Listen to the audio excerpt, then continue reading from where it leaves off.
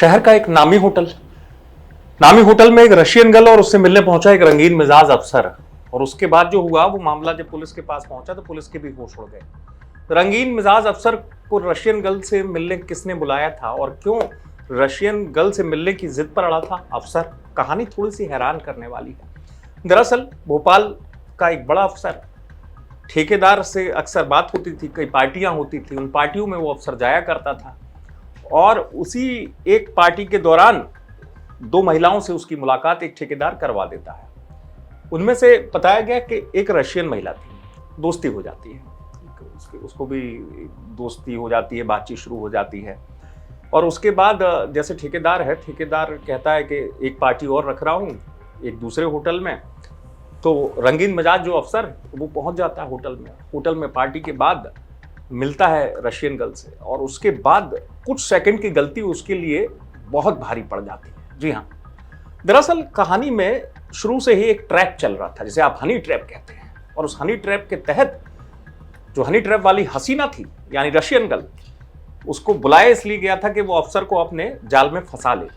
क्योंकि अफसर, जैसे मैंने शुरुआत से कहा, रंगीन मिजाज का, तो अफसर अपनी गलती से जहां से मैं आया। लेकिन हुआ क्या था कुछ सेकंड के अंदर, हुआ ये था कुछ सेकंड के अंदर कि अफसर के वीडियो बन गए और वीडियो बनने के बाद ब्लैकमेलिंग शुरू हो गई।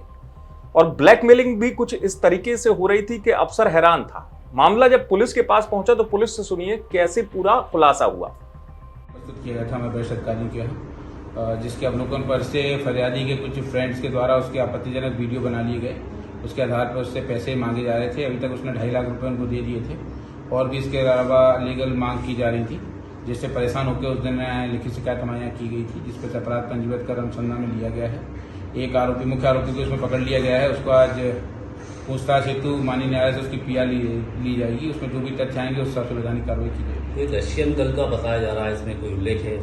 पीड़ित द्वारा अपने आवेदन में ऐसा उल्लेख किया गया है, लेकिन उसकी तस्दीक की जा रही है। तस्दीक उपरांत अग्रिम कार्रवाई की जाएगी। रशियन गर्ल का है उल्लेख उसमें? हाँ, आवेदन में उल्लेख है, उसमें उसके संबंध में तस्दीक की जा रही है। इससे कितने वीडियो बनाए गए थे सर?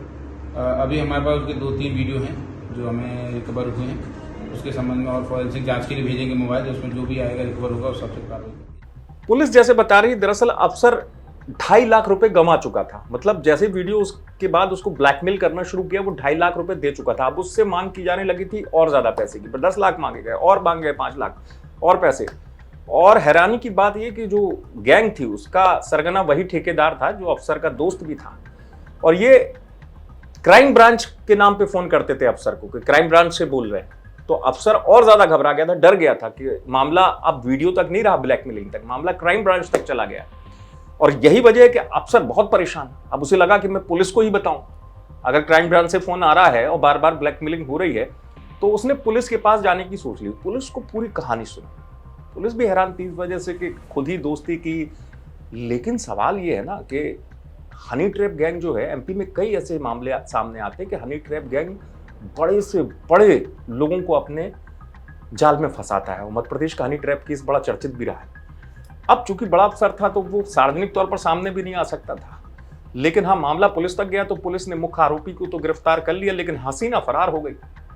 अब पुलिस की कोशिश ये कि पकड़ा जाए कि इस नेटवर्क में है कौन कौन, क्योंकि अकेले इस गैंग ने इस अफसर को नहीं फांसा होगा। इस गैंग के जाल में न जाने कितने अफसर जैसे और कितने लोग आए होंगे। यही पुलिस की कोशिश भी है, इस बड़े नेटवर्क को पकड़ना, क्योंकि ये बड़ा नेटवर्क जब पुलिस के पास आएगा गिरफ्त में, तब पुलिस कामयाब हो पाएगी। भोपाल से आप तक खबर पहुंचाई रवीश पाल सिंह ने। आप देखते रहे एमपी तक।